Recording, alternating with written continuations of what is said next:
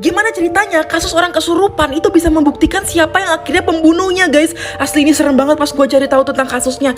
Ini adalah sosok dari wanita yang bernama Teresita Basa. Waktu itu dia meninggal, polisi tuh bingung harus cari siapa. Dan akhirnya ada seorang wanita yang mengaku dia kesurupan. Sosoknya si Teresita Basa ini. Sampai kasus ini tuh dikenal dengan nama Suara dari Kuburan. Asli ini serem banget, kan harus tahu kisahnya. Gue bakal bahas secara lengkap hari ini, langsung upload. Ayo kita mulai.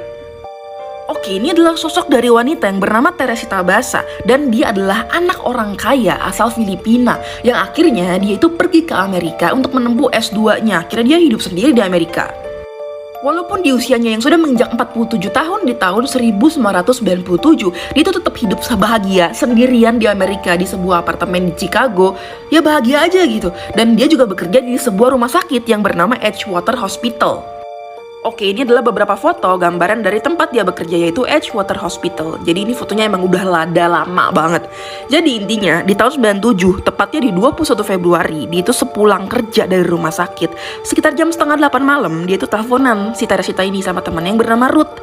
Dan dia bilang ke si Ruth kalau misalkan nanti ada cowok yang mau datang untuk membereskan TV-nya yang kebetulan rusak. Tapi nggak disebutin tuh namanya siapa si cowok itu.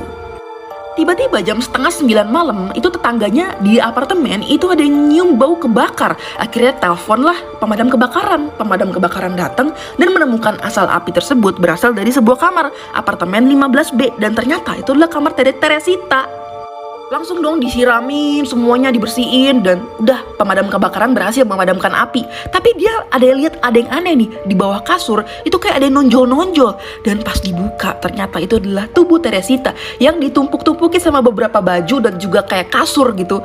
Dan akhirnya di bagian dadanya ada tertunjuk pisau, tertusuk gitu guys, nancep. Polisi bingung cari bukti kemana, nyari petunjuk gak ada karena semua udah kebakar. Sampai akhirnya dia temuin sebuah kertas yang ditulis kayak gini nih, get theater tickets for A.S. Ini inisial nama gitu, tapi mereka juga gak tahu maksudnya apa ya. Akhirnya yaudah dicatat aja deh. Jadi intinya tuh dia bikin catatan sendiri yang isinya tuh nanti beli tiket nonton untuk inisial AS. 4 bulan berselang, tiba-tiba ada seorang detektif yang bernama Joe Stachula. Dia itu dapat kabar katanya ada orang yang punya petunjuk siapa pembunuhnya. Kasus yang selama ini tuh dia cari tahu nggak ketemu-temu. Pas didatangin sama detektif ini, ada seorang pria bernama Jose, punya istri namanya itu Remy. Remy ini satu kantor sama Teresita. Dan ternyata istrinya itu dirasukin arwahnya Teresita.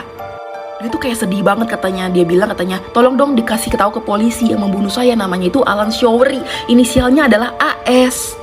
Tapi nggak dilapor-laporin ke polisi ya, sampai akhirnya dia ngerasukin istrinya lagi. Dan kalian harus tahu dia bilang apa, dia marah kali ini. Lanjut ke part selanjutnya kan nggak cukup.